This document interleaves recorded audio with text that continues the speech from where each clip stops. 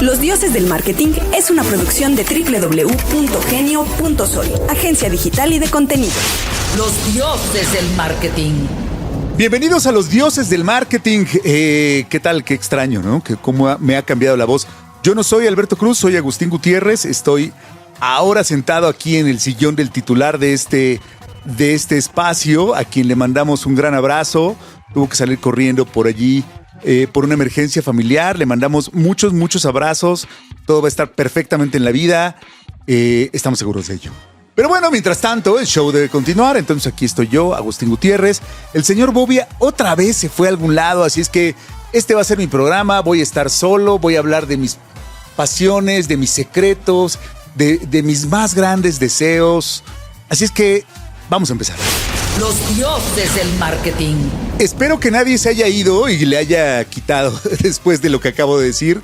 Afortunadamente no estoy solo, está conmigo Marisa Maldonado, quien viene a platicarnos el día de hoy, al igual que el año pasado, sobre el barómetro de confianza de Edelman. Bienvenida, Marisa. Gracias. Muchas gracias por estar aquí. Un gusto. Este es un formato...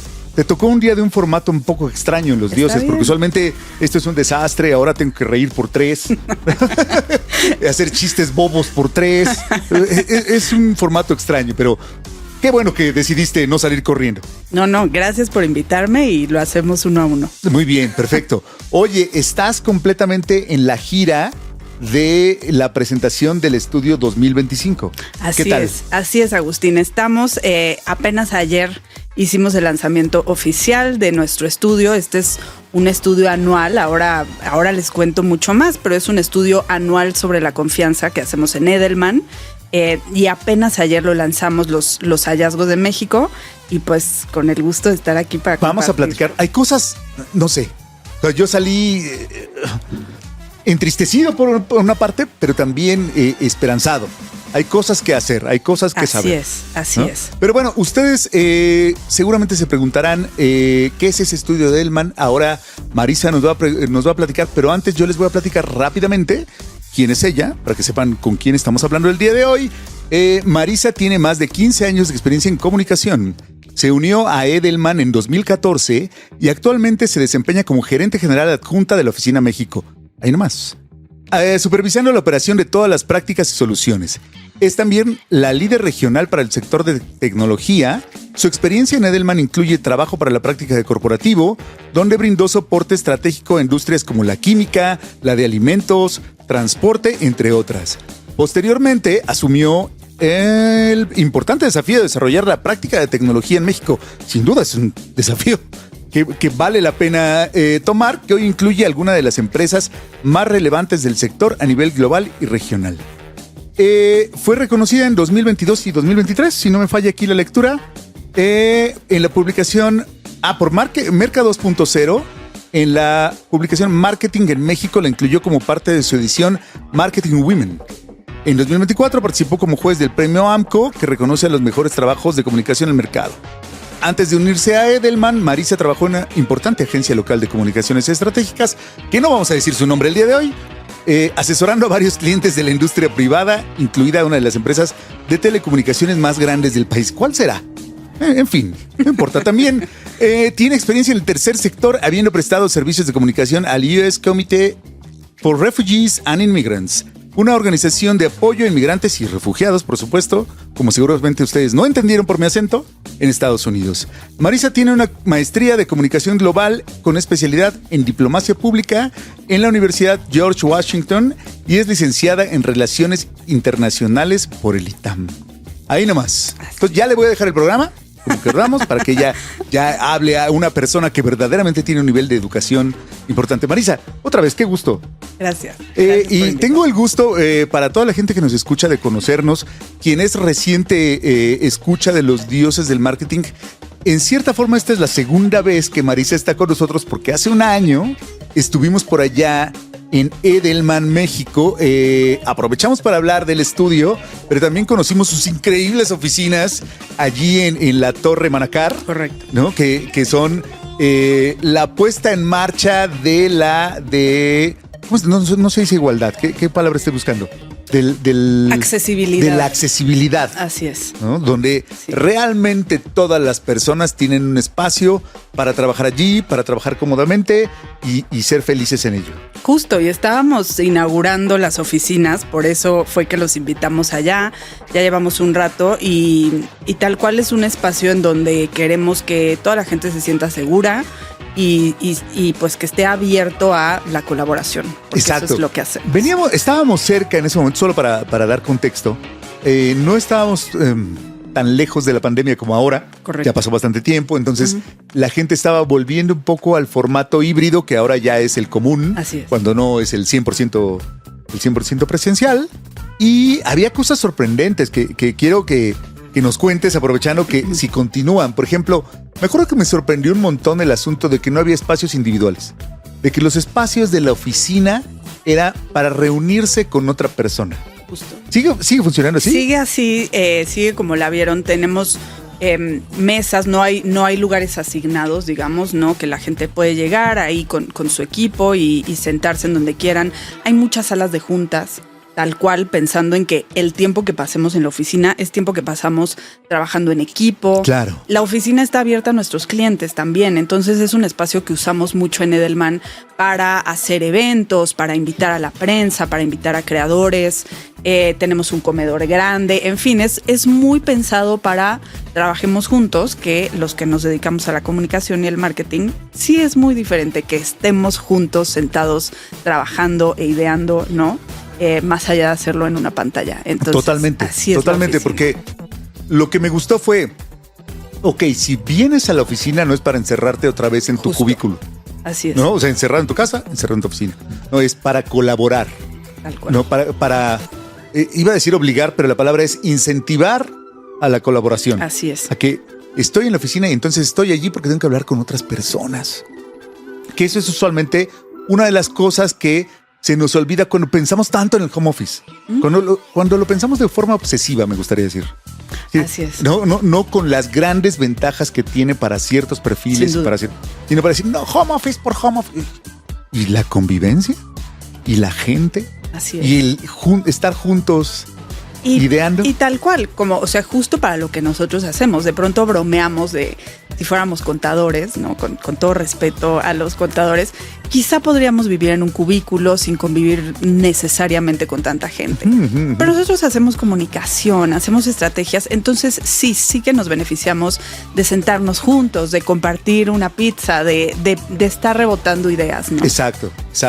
Y también para la gente que entra muy joven, o sea, desde casa, el asunto del mentoring, de la capacitación se súper complica. Muchísimo. Nada como decir, mira, vente a ver cómo lo hago. Así Tan, es, tarán, sí, ¿no? o estar escuchando alrededor. Exacto. Justo tenemos un espacio abierto y eso también permite que estás escuchando cómo tu compañero hizo tal o te toca escuchar de pronto una plática, estar viendo ahí la acción y se aprende muchísimo también así. Claro. Cuando me acuerdo perfecto, cuando me tocó estar en el staff de una de las CMOs en el sistema Coca-Cola, que la gente de recursos humanos, yo era el más joven como por 10 años, ¿no? De todo ese equipo, era un equipo muy senior, ¿no? Y me refiero a talento. Entonces, cuando se acercó la gente de recursos humanos para decir, no, es que pues Agos ya necesita terminar la secundaria. No, bueno, necesita ya avanzar, pues a lo mejor una maestría, ¿no? Ya es el momento de que avance en ese sentido. Me acuerdo que María Cumana dijo, ¿no? Agos viene a diplomado todos los días en mi oficina. De todo lo que oye y todo lo que sabe a partir de escuchar a sus compañeros es mucho más valioso que lo que puede aprender en un diplomado. Y tenía razón. Sí. Tenía razón. Coincido. Sí, hay tanto que aprendemos en el lugar de trabajo y en la convivencia y tal cual. Y en este caso de ella, ¿no? Que pues de pronto se vuelve tu mentora, tu modelo a seguir. Y ahí es en donde aprendemos muchísimo. Entonces, nosotros somos unos creyentes en la convivencia, en la vida real, digamos, ¿no? También hacemos un par de días de trabajo en casa o en donde cada quien quiera trabajar. pero pues para eso está nuestra oficina. Está increíble el asunto de la oficina es un espacio colaborativo. Correcto. Y el diseño de la oficina se hace para tal efecto. Pues bueno, vale la pena, pero si ustedes saben, ya aquí está claramente, está careers@Edelman. Así es. Por si ustedes quieren saber más al respecto. Pero bueno, vamos a pasar a el tema que nos trae el día de hoy. Los dioses del marketing. Marisa, cuéntanos todo. Yo sé que ya lo has contado, pero siempre hay audiencias nuevas. Claro. Cuéntanos todo acerca del Trust Barometer. ¿Qué va? ¿Cómo se hace? ¿Quién lo dice? Venga, pues el Trust Barometer, o el barómetro de confianza, es un estudio anual que hacemos en Edelman y es muy emocionante, Agustín, porque este es nuestro año 25 haciendo el estudio. Desde 2000. Desde el año 2000. En Edelman empezamos a estudiar la confianza. Y tú dirás, ¿pero por qué? O sea, de tantas cosas que podemos estudiar, ¿por qué la confianza? Y es porque sabemos y estamos convencidos que la confianza es el activo más importante que puede tener una empresa, pensando específicamente en las empresas con las que trabajamos, pero realmente es el activo más importante que puede tener una organización o una persona incluso, ¿no? Y que te da derecho de actuar y de hacer cosas. Y qué importante es cuidar y procurar la confianza. Totalmente. Y qué delicado cuando se pierde. Entonces, por eso es que Edelman estudia la confianza desde hace 25 años. Este estudio, te cuento un poco la metodología, lo hacemos en 28 países alrededor del mundo. Aproximadamente se encuestan a 1,150 personas por país.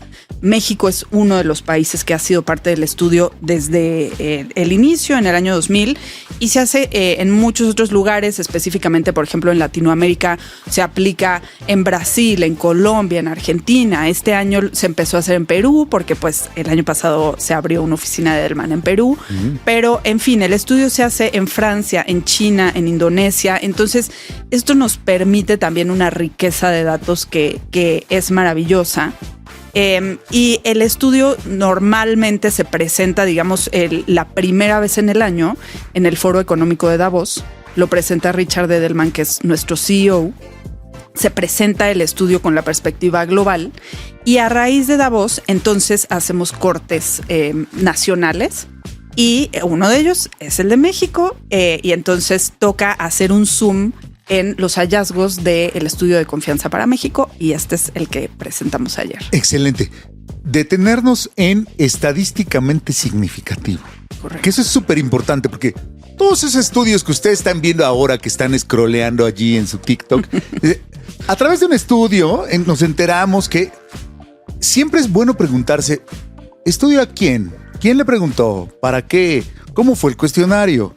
Yo sé que qué flojera, ¿verdad? Pero con la idea de creer en los datos que uno está haciendo. Entonces, decías 1,100 algunas estadísticas, no recuerdo el número, sí, pero eso nos ayuda a pero nos ayuda a que sea estadísticamente significativo. Totalmente. ¿Qué significa eso? Pues mira, Agustín, el estudio, te diría, todo lo que hace Edelman nos lo tomamos muy en serio. Y este estudio lo tomamos tan en serio que se ha creado un instituto dentro de Edelman para el estudio de la confianza. Wow. Y tenemos un equipo dedicado a ello. Entonces, es con esa seriedad que se hace año con año. Y además vamos ajustando y adaptando también las preguntas de nuestra encuesta, dependiendo de lo que esté pasando allá afuera, para que siempre sea un estudio muy relevante. Y también es interesante que sepas que además de este estudio, digamos que es como el principal que hacemos en el año, desde la pandemia aproximadamente se empezaron a hacer cortes por sector. Entonces ya no solo estudiamos la confianza a nivel general y global, sino que también tenemos un estudio específico, por ejemplo, de confianza en el sector tecnología, que es mi favorito, pero también lo hacemos en el sector salud, en el de alimentos y bebidas, entre muchos otros, también para entrar ahí y decir qué más data podemos sacar y cómo esta data se vuelve útil para mucha gente realmente, ¿no? Claro, claro. Confianza en el sector tecnología.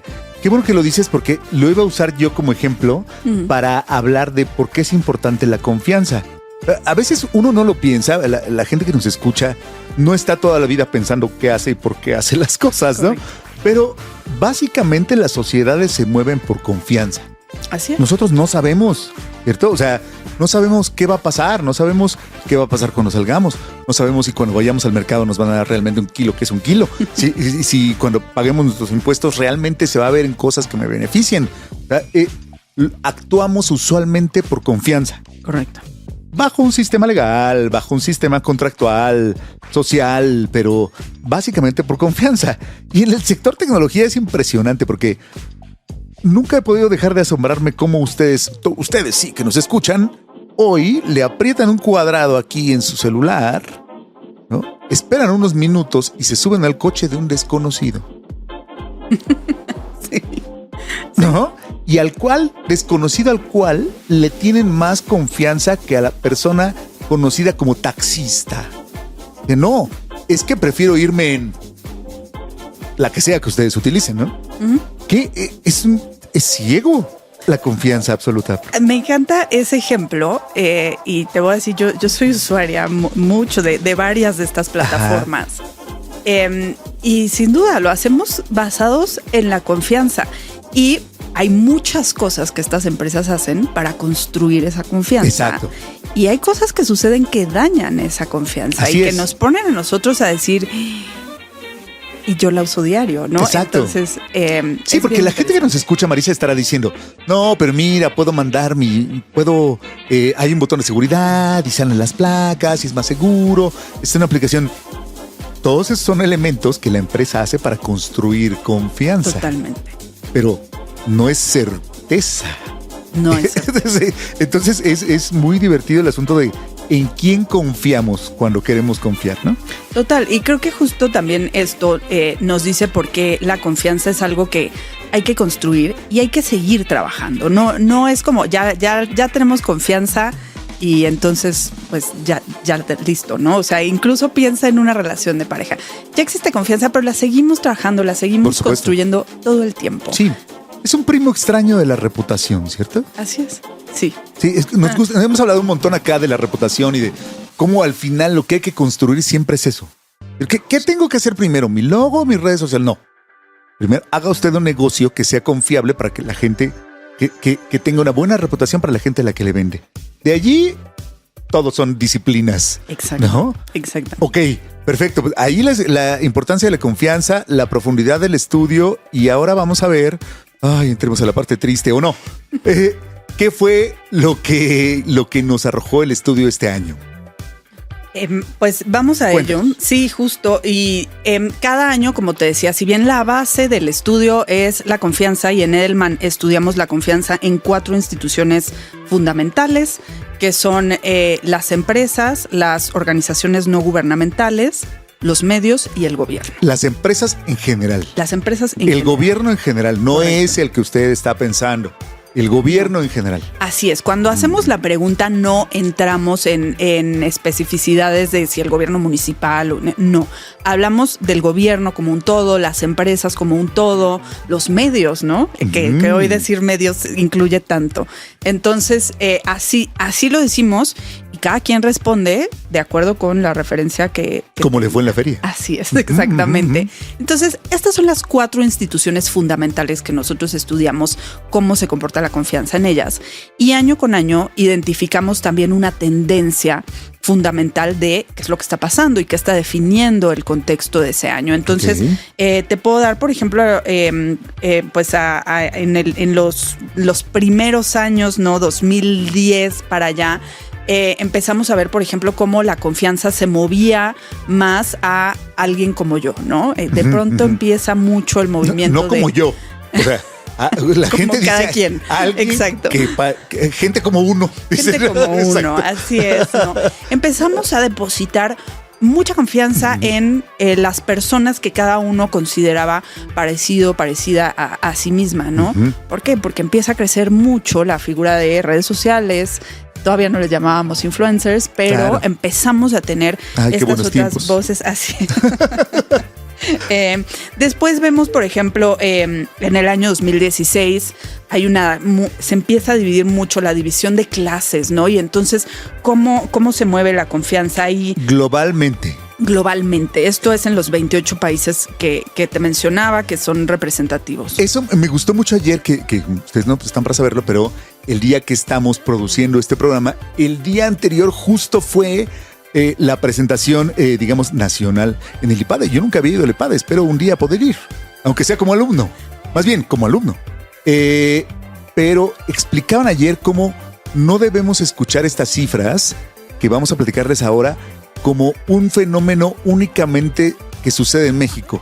En México, ahorita nos vas a contar cómo unas sobreindexan, unas son más altas, unas son más bajas, de acuerdo al país. Pero cuando hablas en general es de los 58, ¿dijiste? 28 países. 28 países donde se aplica. O sea, es una tendencia en 28 países que medianamente puede representar de la sociedad total. Así es. Entonces, veámoslo como un sentimiento global. Eso me parece, insisto, hago la pausa allí porque me parece muy emocionante y también así que la cabeza te vuela pensar cómo es el barómetro de confianza podría ser global. Así es. Y cuando hablamos de datos globales nos referimos a estos 28 países que son representativos también de las diferentes regiones del mundo, ¿no? Y eso también es pues otro de los puntos tan ricos del estudio. Pero tal cual como te decía, cada año identificamos una tendencia. Y entonces, por ejemplo, en 2018 empezamos a hablar mucho de la lucha por la verdad. ¿Por qué? Porque es un año particular en donde el fenómeno de las fake news estaba presente. Con todo. Están pasando muchas cosas, ¿no? En estos países. Ya nos habíamos enterado de Cambridge Analytica. Exactamente. Ya nos habíamos enterado de... Esto pone en perspectiva muchas cosas. ¿Y qué pasa con la verdad? ¿Y en quién confiamos? ¿Y por qué confiamos? ¿Y cómo podemos? ¿No? Entonces, así pasó. Se imaginarán después con la pandemia otra vez, ¿no? O sea, es una sacudida a nivel mundial. Pone en perspectiva la confianza, sin duda, en estas 4 instituciones. Y vemos un movimiento. El estudio identifica un movimiento en donde las empresas se vuelven la institución en la que más confiamos. Hay muchas formas de explicarlo, ¿no? Veníamos y... empresas. Las empresas. ¿En general en el mundo o solo en México? En general en el mundo. Aunque te voy a decir, es interesante para México, y esto también pasa en el mundo, pero en el caso de México me parece muy interesante porque durante muchos años la institución en la que más confiamos los mexicanos eran las ONG, las organizaciones no gubernamentales. Uh-huh. Y en estos años, ¿no? Hacia la pandemia y durante... cambian de lugar, digamos, y las empresas se colocan como la institución más confiable y las ONG tienen un segundo lugar, que al día de hoy se mantiene esas posiciones, ¿no? Hoy los mexicanos, la institución en la que más confiamos, de acuerdo con el barómetro de Edelman, son las empresas. Impresionante. Así es. O sea, cuando lo piensas es... ¿Cómo? Sí. Y también te diría la responsabilidad que eso trae para las empresas. Absolutamente. ¿No? A mí me parece muy interesante en la pandemia como justo otra vez en una crisis de información de a quién le hago caso, quién me está diciendo la verdad, encontramos no solo en México sino en el mundo que nuestra empresa es esa en la que sí puedo confiar, que sé que me está cuidando, que la información que recibo de mi empresa es en la que confío. Claro, no solo en las empresas, la que me vende estos tenis, este café, en la empresa donde yo trabajo. Así es, y eso también es un gran punto, Agustín, porque te voy a decir, hay una parte del estudio que también cuando ya hacemos un enfoque en quién confío más, ¿no? En mi empleador. Mi empleador durante los últimos años se ha colocado... La responsabilidad de eso. Así es, sí. O sea, como empleador, es decir, tengo la confianza de la sociedad. Exacto. Impresionante. Así es. Sí. Impresionante. Bueno, ¿y cuál? Y entonces ahora sí, vamos ahora sí a este año. Me encanta, ¿no? Porque es como un titular, así como cuando ya viene el tiempo y los 2 años que nos lo has platicado, antes lo leía en los medios, güey, ¿no? Pero ahora que nos lo has platicado, decir, ¿cuál irá a ser? ¿Qué es lo que está pasando en el mundo? ¿Cuál es la nota? Ese título del estudio que resume el sentir global de la confianza. Así es. ¿Cuál es? Cuéntanos, por favor. Este año... Fanfarrias. 2025, el tema del barómetro de confianza es la confianza y la crisis del agravio. Ay, Sí es. no estoy fingiendo, me lo contó hace una semana, igual sentí terrible. La crisis del agravio. La crisis Me del decías el asunto de la traducción de la palabra agravio. Así es. Justo como te contaba, el estudio se lanza por primera vez en Davos, en su versión en inglés a ¿Cuándo nivel fue global. este año? En enero. En enero. Así es. Y pues nace el estudio, digamos, en inglés y el título original es The Crisis of Grievance. Grievance. Grievance. Y entonces No es necesariamente agravio, pero nos pusieron a pensar, te diría, porque yo recuerdo muy bien, y justo Edelman está presente en muchos países a nivel global, 65 ciudades alrededor del mundo. Y entonces se dice la palabra grievance y yo estábamos todos, porque se nos hace como una presentación a nivel interno Claro. antes de sacarla. Y entonces todos empezaron a preguntar, ¿y cómo traducimos grievance a español, a italiano, a japonés, a alemán? ¿Cómo traducimos esta palabra? claro. Específicamente para Latinoamérica y para España, se hizo una discusión bastante rica de decir cómo traducimos este sentimiento. Y entonces pasamos por muchas cosas. Pasamos por la crisis del enojo, del hartazgo, del resentimiento, que es una palabra muy cargada también. Y llegamos a la conclusión y al acuerdo de la crisis del agravio. Sí, me parece una excelente decisión. Porque sí, el resentimiento es otra cosa, Así es. ¿no? Y nos hubiera dado un contexto que insisto, que no debe ser o sea, siempre visto con el asomo local, ¿no? Sí. Claro, porque entonces el gobierno sí o el gobierno no, ¿no? Ay, no es así. Sí. No ocurrió ayer, ¿no? Entonces, la crisis del agravio. ¿De qué va este asunto del agravio? ¿De qué nos sentimos agraviados? Pues de varias cosas, y te diría varias cosas también en el estudio nos llevan a definir el agravio. Y lo cierto, Agustín, y justo como decías, es que el panorama no es muy alentador, ¿no? Y el simple hecho de que la crisis del agravio sea la definición de este año nos lleva a preguntarnos, pues, qué es lo que está pasando, ¿no? Uh-huh. Están pasando muchas cosas. Están creciendo los temores de la población, específicamente en México. El estudio identifica que tenemos temor a la globalización, a las presiones económicas. ¿Todavía a la globalización? Todavía. Eso me pareció sorprendente. Así es. O sea, parece un temor del 2008, ¿no? O sea, parece un temor ya así de, no, la globalización ya nos pasó por encima. ¿Pero a qué se refiere?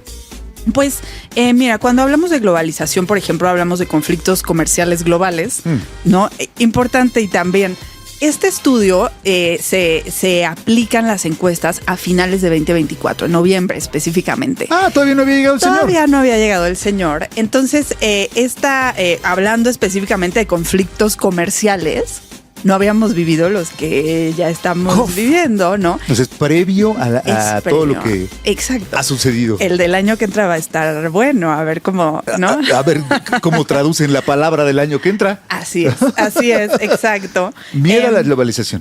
Miedo a la globalización, también a los competidores extranjeros, al offshoring específicamente. Entonces, esas son cosas que generan temor entre los mexicanos encuestados. Las presiones económicas y otra cosa que nos da temor, bien interesante, la tecnología, específicamente cuando hablamos de automatización y falta de capacitación.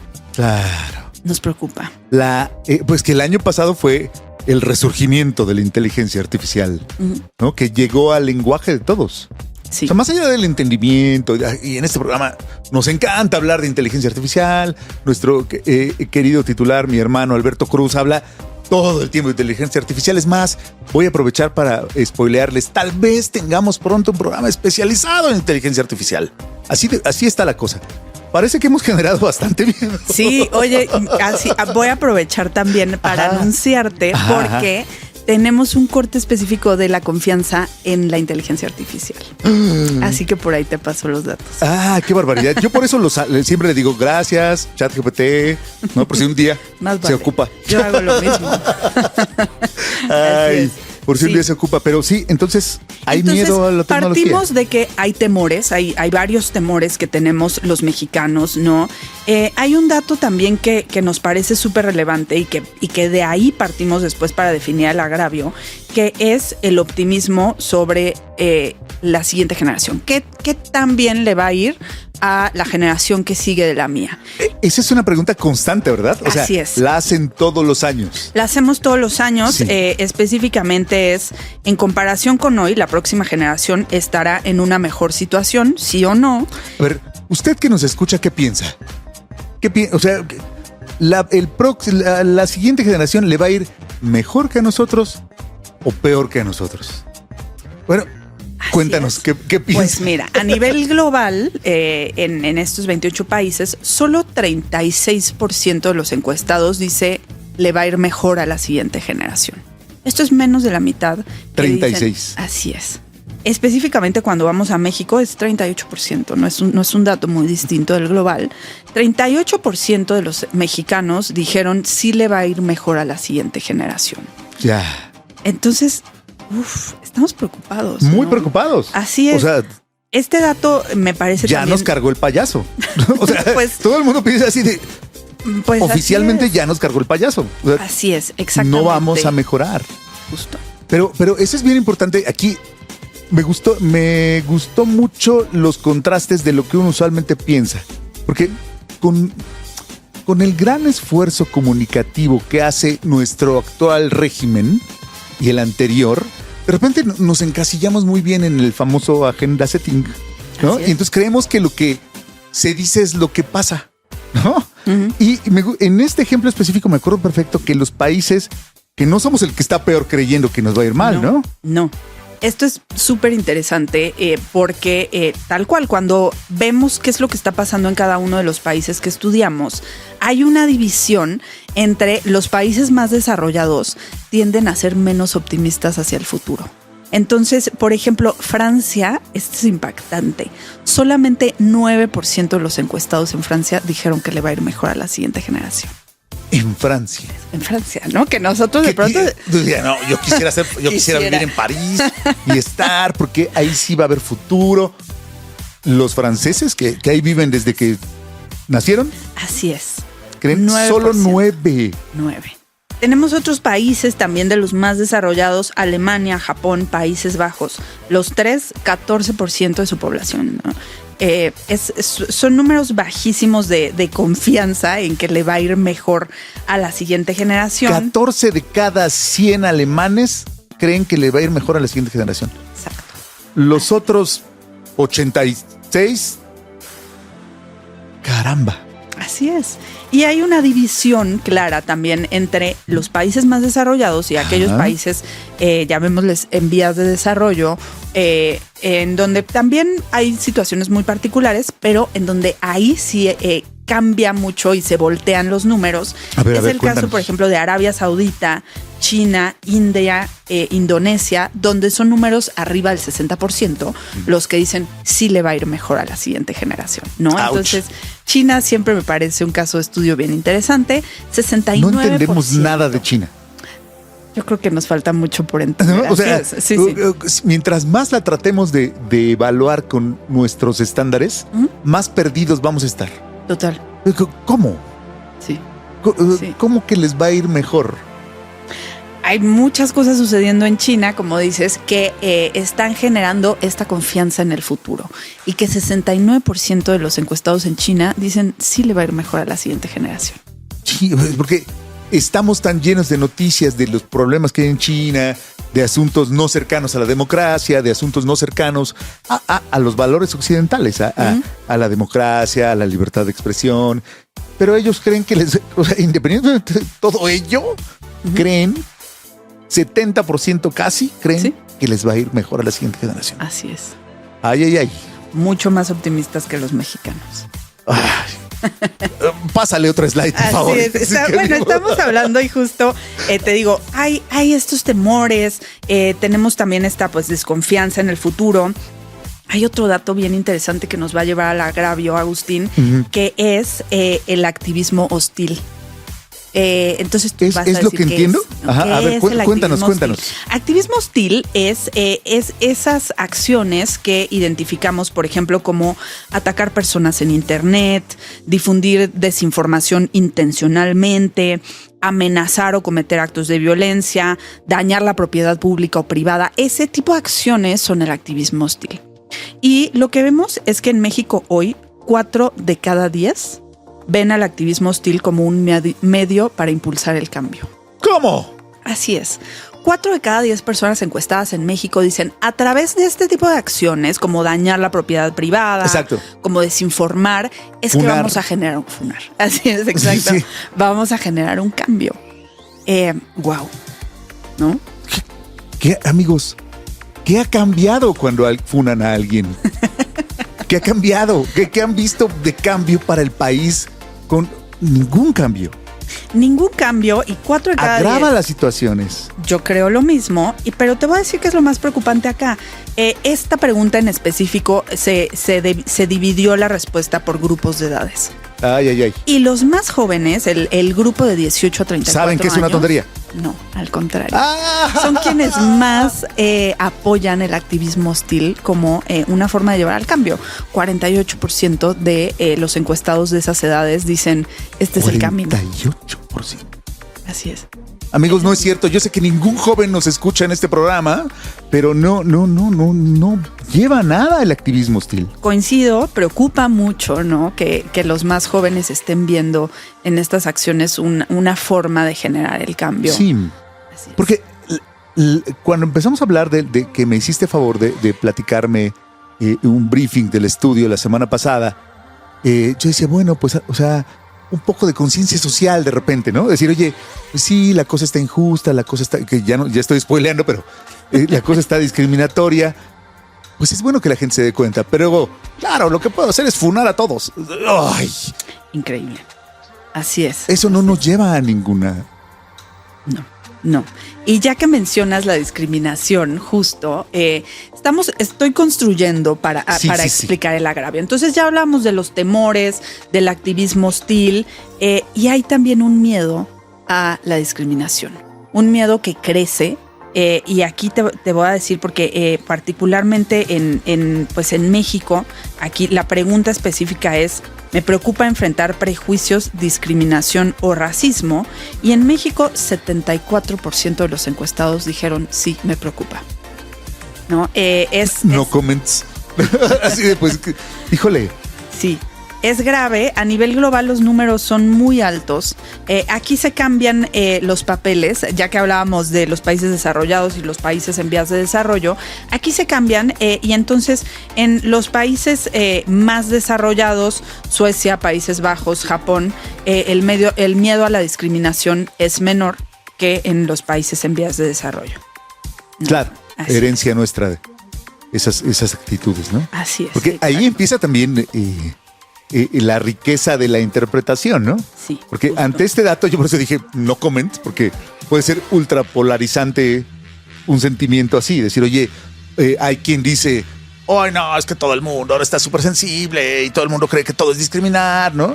Y hay otras personas con las que yo estoy de acuerdo que dicen, oye, es que ya todo el mundo se da cuenta que estas cosas son las que permean nuestra sociedad y nuestras actividades. Correcto. O sea, correcto. Es tan grave como el activismo hostil. Así es. Y el miedo a la discriminación, Agustín, está presente en todos lados. La respuesta a esta pregunta también la dividimos, por ejemplo, entre hombres y mujeres. Y los dos, las mujeres tienen un poco más de miedo a la discriminación, pero los hombres también reportan miedo a ser discriminados, claro, ¿no? Que me parece súper interesante y que nos podría dar para un programa entero de... Para un programa completo. Sí, exactamente. Completo. ¿No? Cada slide que, por supuesto, nos vas a dejar compartir y poner allí en los comentarios para que ustedes lo puedan ver. De veras que vale la pena. Por eso es que le estamos dedicando toda una serie de programas de estos que hacemos acá en Los Dioses, porque vale la pena poder tener una ventana al mundo que no sea la típica noticia que uno ya ve todo el tiempo. O el TikTok de, te voy a explicar el conflicto en 2 minutos, por favor, ¿no? Entonces, Así esto es. ayuda a entender mucho de por qué pasan las cosas que pasan, ¿no? Así es. Échale una ojeada al Así estudio, es. pero se lo vamos a seguir platicando. Se los vamos a seguir platicando. Entonces, cuando sumamos esta pues desconfianza o pesimismo hacia el futuro, el temor a la discriminación, los temores a la automatización, ¿no? Todo esto que vengo construyendo, esto nos lleva al creciente, al sentimiento de agravio, ¿no? Esa palabra que dijimos que nos costó tanto trabajo traducir, grievance. En México, 6 de cada 10 se sienten agraviados por el actuar de las empresas, el gobierno y los más ricos. 6 de cada 10. Así es. Y aquí cuando definimos, ¿no?, el agravio, ¿no? Me siento agraviado porque las empresas y el gobierno benefician solo a algunos. Las acciones de las empresas y el gobierno me perjudican. El sistema favorece a los ricos y los ricos se están haciendo cada vez más ricos. Este es, digamos, el desglose de ese sentimiento de agravio que hoy en México 6 de cada 10 lo reportan. 6 de cada 10. Así. ¿Sobreindexa al mundo? ¿Mucho? Es más o menos el 60% ok. que se registró en los países del estudio, más o menos 60, por ahí está. Y de ahí justo que es la tendencia que identificamos este año. Ese sentimiento de agravio, de injusticia, de enojo, de hartazgo, de decir, aquí hay mucho y lo platicábamos ayer en el lanzamiento, ese sentimiento de... o ganas o pierdes, ¿no? Si lo que yo gano lo pierdes tú y lo que tú ganas lo pierdo yo y es un juego suma cero. Todavía no puedo entender eso. Así es. Todavía, desde que me lo platicaste, insisto, y ustedes van a ver la slide. Es más, yo la voy a postear, esa slide específica, porque me parece que todos deberíamos pensar en ello. Y acá es un programa de marketing, y gracias a los que nos escuchan, principalmente nosotros, ¿no? Porque... ¿qué estamos construyendo? ¿Qué se está comunicando? Todos, porque, por favor, no quiero oír eso. Es que el gobierno. No, somos necesitaremos todos. menos gobierno en este país. ¿Qué estamos construyendo para que la gente crea que si a ti te va bien, entonces a mí me va mal? Así. Porque a ti te va bien. ¿Cómo sucede? O sea, tiene unas frases, ¿cómo lo expresan, Sí, no? sí, tenemos aquí unas frases y es justo este juego suma cero que le llaman los economistas, ¿no? Tengo una mentalidad de suma cero. Lo que beneficia a las personas que no comparten mis opiniones políticas tiene un costo para mí. Entonces, como estamos tan polarizados, que es otro de los temas que hemos estudiado mucho, de la mano de la confianza, la polarización, ¿no?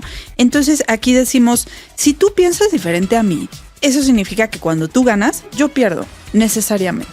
Pero amigos, esto no es el América Pumas. Es que de veras es algo que hay que detenerse a ver el fraseo. Porque, recuerden, hubo 1000 y tantas personas que se acercaron a ese pensamiento y de repente les pudo parecer... Bueno, no todas, porque no es todo el porcentaje, ¿no? Les pudo parecer coherente el pensar que cuando la otra persona gana, yo pierdo. Así es. Sí, y aquí justo ya que definimos el agravio, entonces segmentamos. Y las personas que reportan sentirse más agraviadas, pues coincide también en que tienen más esta mentalidad del juego suma cero. ¿No? Aquellos que están más agraviados ven más como pues de hecho 55% de los que reportan mayor sentimiento de agravio, existe el doble de probabilidad de que tengan una mentalidad de suma cero cuando se reporta el sentimiento de agravio. Entonces, ya si entramos, y aquí algo que hace el barómetro de confianza es entonces empezar a segmentar las preguntas por aquellos que se sienten más agraviados. Ok.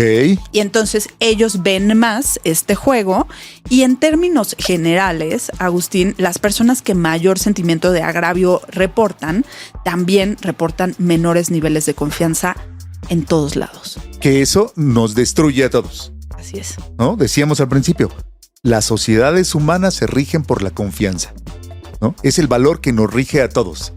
Destruir la confianza, me gustó mucho que decía un comentario de la lámina él pone en riesgo el contrato social. El contrato social. Y si usted no sabe qué es el contrato social, googleelo ahora ahí, en este momento, ¿no? Porque Sí. pone en riesgo el que podamos vivir juntos como sociedad. Tal cual. Sí. Impresionante. Y si lo llevamos otra vez, ¿no? A este sentimiento de la única manera es el activismo hostil o es que tengo Claro. miedo de... O sea, todo... No lo vamos a arreglar. Exacto, ¿no? ¿Y qué pasa con los jóvenes que hoy dicen es así o no hay de otra? Sí, Entonces, pues mucho es un mundo terrible Así es. para un joven. Bueno, o sea, quiero imaginármelo, pues, no quiero decir, esos jóvenes, ¿no? Sino, es un mundo terrible porque me siento agraviado, ¿no? Siento que cada vez que a alguien le va bien, me va mal a mí, alguien que no está de acuerdo conmigo. Creo que ser guerrero del teclado en el X va a resolver las cosas. No, ¿qué tipo de futuro es ese para mí? Así es. Sí, nos hace preguntarnos muchas cosas y nos hace preguntarnos también mucho, ¿y ahora qué hacemos? Sí. Porque siempre, Sí. justo, y ese es uno de los grandes enfoques de este estudio de Edelman, que no solo decimos, bueno, esto es lo que nos dicen los datos, siempre también respondemos, ¿y ahora qué hacemos? Claro. ¿Y ahora qué sigue? ¿Y ahora cómo construimos confianza? Pensando justo en estas 4 instituciones. ¿Y ahora qué? Exacto. ¿Y nos lo vas a decir o lo vas a guardar? Se los voy a decir, se los voy a Pensé decir. que nos ibas a aplicar la de compren mi libro, ¿no? Si quieren saber cómo mejorar, Bajen el compren mi estudio. libro. No. Bajan el estudio, solamente $14.99. Ajá, no. Se los vamos a decir y Cuéntanos, hay por favor. mucho que decir, ¿no? Y creo también aquí que es importante, justo ya les decía yo que las empresas es la institución en la que más confiamos. En segundo lugar están las ONG. En tercer lugar están los medios. Y en último lugar, en México se coloca el gobierno como la institución en la que menos confiamos. Ya, tiene sentido. Así es. Sí, ojo, otra vez. No es el gobierno. Es el gobierno total. con lo que cada uno de los encuestados pensó en el momento en el que se le hizo la pregunta. Ha cambiado mucho también, y porque además de la confianza, colocamos estas instituciones y medimos la confianza en ellas con base en qué tan éticas y qué tan competentes son.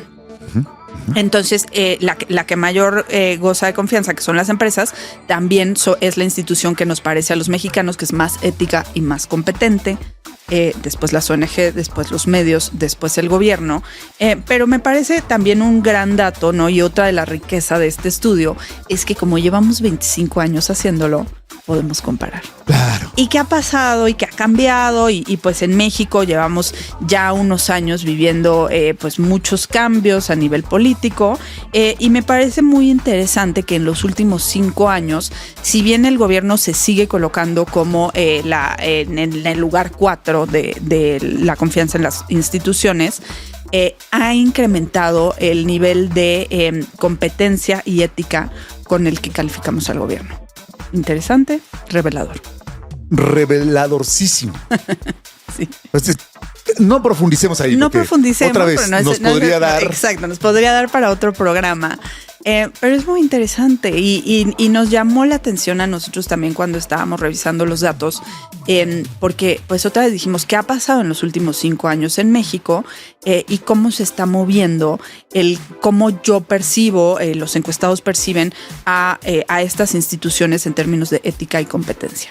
Es impresionante. Tengo unos amigos de un partido que seguramente les gustaría ver esos slides, Pues, porque compárteselos. sí, por supuesto que se los voy a compartir, porque realmente es necesario para conocer mejor el país y para poder actuar en beneficio de él, el analizarlo fuera de la comunicación de las granjas de bots, ¿no? De lo que oímos todos los días, todo el tiempo. Y, esta polarización terrible que se ha vuelto la comunicación.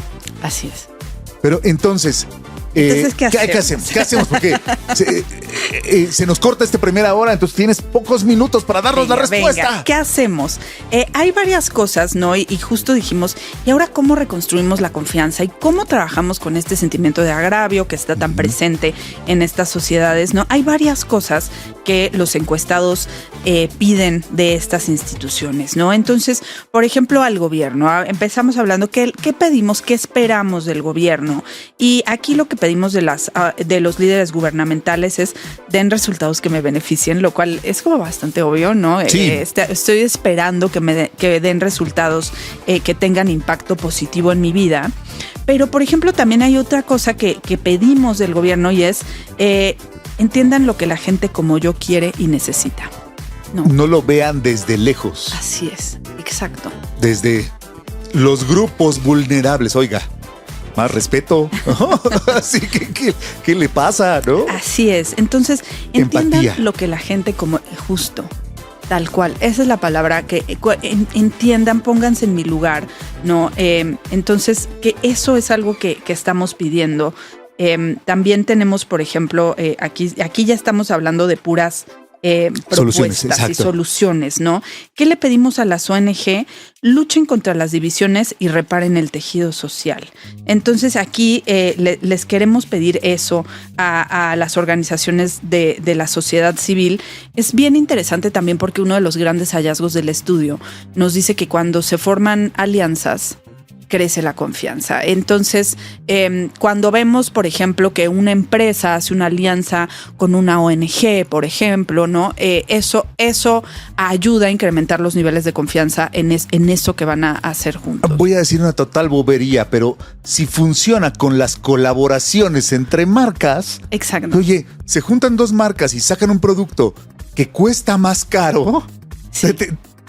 Debería funcionar para todo el mundo. Exacto. Pero no estamos acostumbrados a ello. Hicimos hace poco un especial sobre turismo. Hablábamos con el invitado. Decía, lo que nos falta en México es que pues, las sedes del turismo se unan. Significan pues todos los restauranteros, todos los hoteleros. Hagamos como lo hacen en los otros países. Tenemos más sentimiento de comunidad que de separación. Sí. ¿No? Pero con pensamiento suma cero, pues estamos fregados. Entonces, las ONGs a reconstruir el tejido social. A reconstruir el tejido social. A ver, entonces, ¿qué necesitamos hacerlos? Ya me voy a incluir aquí en el viaje. Los medios. Lo que les pedimos a los medios es prioricen los hechos. Estamos identificando que hoy, y de acuerdo con el estudio de Edelman, dicen los encuestados, sentimos que los medios están más preocupados por atraer más audiencia que por realmente comunicarle a las personas lo que necesitan saber, ¿no? Eso es lo que estamos viendo. Cierto. Y estamos viendo también que les importa más apoyar una ideología en lugar de informar al público. Entonces, de aquí viene que estamos diciendo medios prioricen los hechos. Cada vez más y de la mano de esta polarización viene pues justo esta idea en donde estamos consumiendo algún contenido o leyendo algo que está claramente inclinado a cierta ideología o que tiene una agenda detrás. Exacto. Y entonces es un editorial que trae un poco de hecho y no al revés. ¿Y entonces qué pasó? ¿No? Y entonces, ¿en dónde están los hechos? ¿En dónde están los datos? Y eso es lo que estamos pidiendo y eso es lo que nos va a ayudar también a luchar contra este sentimiento de agravio, porque también las personas que reportan sentirse más agraviadas son las que dicen los medios no me están dando hechos, me están dando ideología, me están dando una agenda, ¿no? Entonces eso también. Que hay unos casos. Así es. Pues, híjole. Sí, también sí los hay. Otra vez para ya con total cinismo, en fin. Bueno. Así es. Entonces, eso es lo que les pedimos a los medios. Y específicamente, por ejemplo, a las empresas también, ¿qué les pedimos? ¿Qué pueden hacer y qué deben hacer las empresas para, pues, lograr trabajar con este sentimiento de agravio que reporta la sociedad? Ofrezcan empleos bien remunerados y capacitaciones para el futuro. Totalmente. Ya decíamos, ¿no? Cómo nos preocupa la automatización, nos preocupa la tecnología. Entonces, ¿qué esperamos y pedimos de las empresas? Capacitación. Sí. Y es tan obvio, ¿no? O sea, todos los que formamos parte de una empresa, ya sea de una empresa propia o de una empresa más grande, parece el asunto de capacitar a la gente, parece a veces, pero es que tienen que aprender solos, no sé qué. Es tan fácil y ahora entonces puede ayudarte a construir confianza. Así es. Hoy en la mañana le platicaba justo a un cliente sobre este estudio. Es un cliente que pronto ustedes conocerán, que está haciendo un esquema espectacular sobre vacunación. Y entonces él hablaba de la dificultad que existe hoy sobre las vacunas y la confianza en las vacunas. Y entonces yo citaba precisamente el estudio y le decía, hay una oportunidad en que tú como empresa puedes generar más confianza que el sector salud. Así es. Existe una oportunidad, pero también es una responsabilidad. Lo es. Es una responsabilidad. Y de la muy capacitación grande. ya solo quiero decir el chiste de alguien que decía, bueno, pero ¿qué tal si los capacitamos y se van? Dicen, no, pues es peor que no los capacitemos y se queden, ¿no? Porque nos vamos a quedar con los peores. Totalmente. No, Sí. no los capacitamos y se quedan. Así es, así es. Entonces sí hay una expectativa de capacitación. Bien fácil. O sea, eso me parece la respuesta fácil. Insisto, porque hay que hacerlo. Hay que hacerlo. O sea, desde el diseño de la compañía. No, es que cuesta. Pues sí cuesta. Pero... Claro. Pero es inversión también. Se mete como se mete en las cámaras, como se mete en la renta del lugar, o sea, es un costo que hay que asumir para generar un mejor producto. Así es, así es. Impresionante. Y también porque la necesidad de capacitación ya es constante, ¿no? O sea, incluso lo vemos nosotros en Edelman, tenemos la suerte de trabajar con mucha gente joven y vienen saliendo de la universidad y en 2 años ya otra vez necesitamos seguir, bueno, ¿qué digo 2 años? Constantemente necesitamos estar aprendiendo, actualizándonos, ¿no? Y entonces, ¿cómo desde la empresa podemos favorecer eso? Totalmente. Eso es lo que les pedimos a las empresas. Y pues finalmente decimos aquí en el estudio, cuando la confianza aumenta, el optimismo en la economía supera el sentimiento de agravio. Entonces es una labor de todos. Ya decías tú, ¿no? ¿Es todo el gobierno? No es todo el gobierno. Hay una responsabilidad que llevan, y pensando nuevamente en estas 4 instituciones que nosotros estudiamos, empresas, ONG, medio, gobierno, todos juegan y jugamos un papel en construir hacia el optimismo y pues ayudar también a disminuir ese sentimiento de agravio que hoy está impactando los niveles de confianza en todo. Qué maravilla. Digo, terminamos bien. Así es. A la mitad del programa. Yo sé. Estábamos en el suelo tirados pensando en el activismo hostil, en la suma cero, en la discriminación. Pero hay caminos. Hay caminos y siempre buscamos construir también. Ya tenemos estos datos y ahora, ¿qué hacemos, no? Entonces, siempre también nuestro estudio incluye una serie de recomendaciones. Y tú me decías, ¿este estudio quién lo usa? ¿A quién le sirve? No. Realmente este estudio, y por eso se los vamos a compartir también a la audiencia de los dioses del marketing, porque realmente este estudio es para usarse y para aprovecharse. Eso es lo que queremos, ¿no? Específicamente nosotros lo usamos mucho para construir estrategias de comunicación para nuestros clientes. Por supuesto, ¿no? Es un estudio que se usa mucho, que se pone en práctica estos hallazgos, qué significan para las empresas y entonces cómo construimos. Pero así como lo pueden usar las empresas, lo puede usar cualquiera de las instituciones que ya mencionábamos. Y los hallazgos los hacemos públicos y los hacemos disponibles para todo porque realmente es un estudio que afortunadamente se ha vuelto referencia en muchos espacios y que queremos que la gente utilice, ¿no? Y siempre va acompañado de una serie de recomendaciones ¿y ahora qué hacemos, no? Y las recomendaciones de este año empiezan porque hay que abordar el sentimiento de agravio. Hay que verlo. O sea, como diría el psicólogo. Hay que hablar de ello. Hay que hablar de ello, hay que verlo a los ojos y hablar de ello y entenderlo y entonces empezar a trabajar sobre eso, ¿no? Otra recomendación y pues finalmente conclusión de este estudio es que las empresas tienen permiso para actuar. El gozar de tan altos niveles de confianza da un permiso a las empresas entonces para actuar, para poner cosas en marcha. Ya decías tú de las vacunas, ¿no? Pero tantas otras y también esa expectativa que tenemos de las empresas, ya que confío tanto en esta institución. Bueno, entonces, ¿qué están haciendo respecto a temas que nos preocupan como el cambio climático, como la discriminación, que ya decíamos, como la desigualdad de género?